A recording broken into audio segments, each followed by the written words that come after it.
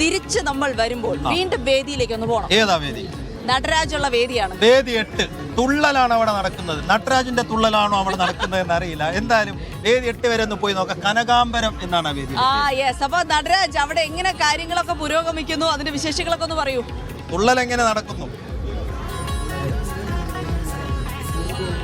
അതെ, തുള്ളൽ അതിഗംഭീരമായിട്ട് കഴിഞ്ഞു. ആദ്യ റൗണ്ട് ഹൈസ്കൂൾ ഗേൾസിന്റെ തുള്ളൽ അവസാനിച്ചപ്പോൾ ചെറിയൊരു ബ്രേക്കാണ്. അല്പസമയത്തിനകം ഹൈസ്കൂൾ ബോയ്സിന്റെ തുള്ളൽ തുടങ്ങും. ഇവിടെ കലാകാരന്മാർക്കൊപ്പമാണ് ഞാൻ നിൽക്കുന്നത്.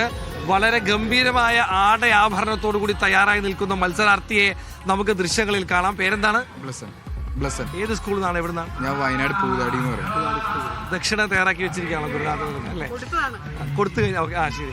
ഇവിടെ ഗുരുനാഥന് ദക്ഷിണ കൊടുത്ത് വേദിയിൽ തയ്യാറായി നിൽക്കുന്ന മത്സരാർത്ഥിയാണ് നമ്മൾ കാണുന്നത്. എന്തെല്ലാം തയ്യാറെടുപ്പുകളാണ് തുള്ളലിന് വേണ്ടി നടത്തിയിട്ടുള്ളത്? എന്താണ് അതിന്റെ ഒരു മത്സര റൂൾസ് എന്ന് പറയുന്നത്? എന്തൊക്കെ പാലിച്ചിട്ടുണ്ട്? നമ്മളത് 10 മിനിറ്റ്സ് ആണ് അതിന്റെ ടൈം വന്നത്. 10 മിനിറ്റ്സ് കൂടിയാൽ പിന്നെ നമുക്ക് ഇത് വരും, അലേർട്ട് വരും. പിന്നെ നമ്മൾ മെയിനായിട്ട് പ്രാക്ടീസ് തന്നെ. എന്ത് തുള്ളലാണ്? എന്താണ് അതിന്റെ ഒരു പ്രമേയം? ഓട്ടം തുള്ളൽ എന്ന് പറയുമ്പോൾ നമ്മളിത് പണ്ട് കാലത്ത് നമ്മൾ ചെയ്തുകൊണ്ടിരുന്ന ഒരു ഹിന്ദുക്കളുടെ ഒരു മെയിൻ ആയിട്ടുള്ള സംഭവമാണ്. അപ്പോൾ ഞാനിതിപ്പോൾ പഠിക്കാൻ തുടങ്ങിയിട്ട് ഇപ്പോൾ 2 years ആയി.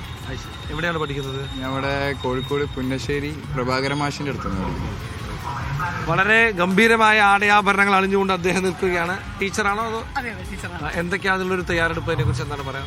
ഇതുപോലെ പരിശീലനം, കഠിനമായ പരിശീലനം, അതിനോടുള്ള അർപ്പണം, അതൊക്കെ തന്നെയാണ് കലയോടുള്ള സ്നേഹം. ഇവിടെ മറ്റ് 1-2 മത്സരാർത്ഥികൾ കൂടി ഉണ്ട്. അവരുടെ അനുഭവങ്ങൾ കൂടി എടുക്കാം. ഏത് സ്കൂളിൽ നിന്നാണ് വരുന്നത്? നന്ദിയോട് SKVHS തിരുവനന്തപുരം. എന്താണ് അവതരിപ്പിക്കുന്ന തുള്ളലിന്റെ ഒരു പ്രമേയം? എന്താണ്? എവിടെയാണ് പഠിച്ചത്? കലാമണ്ഡലം നിഖിൽ മലയാളപ്പുഴ മാഷിൻ്റെതാണ് പഠിക്കാൻ കഴിഞ്ഞിട്ടുള്ളത്. ഇപ്പോൾ രുക്മിണി സ്വയംവരത്തിന്റെ അക്കാലത്ത് അത് ഓരോ തന്നെ എന്ന് പറയുന്ന പദമാണ്. രുക്മിണി സ്വയംവരമാണ് അവതരിപ്പിക്കുന്നത്. അപ്പോൾ ഡ്രസ്സിംഗ് പൂർത്തിയാവുന്നതേ ഉള്ളൂ. പൂർത്തിയാവുന്നതേ ഉള്ളൂ. 3ാമത്തെ ക്ലസ്റ്ററാണ്, അവസാനത്തെയാണ്. അപ്പം പതിയെ തളരണ്ട എന്നുള്ള ഒരു രീതിയിൽ പതുക്കെ ചെയ്തതാണ്.